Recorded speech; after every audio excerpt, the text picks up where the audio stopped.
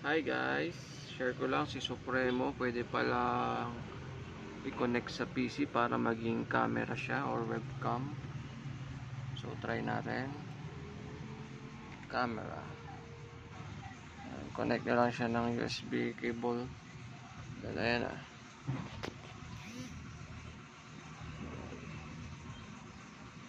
So meron siyang two option, camera and video.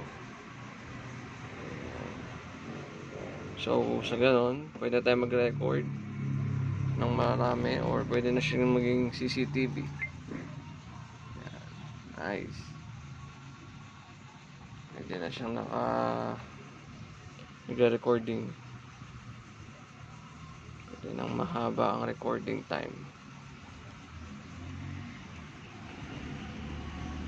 Galing. Pwede na siyang webcam talaga.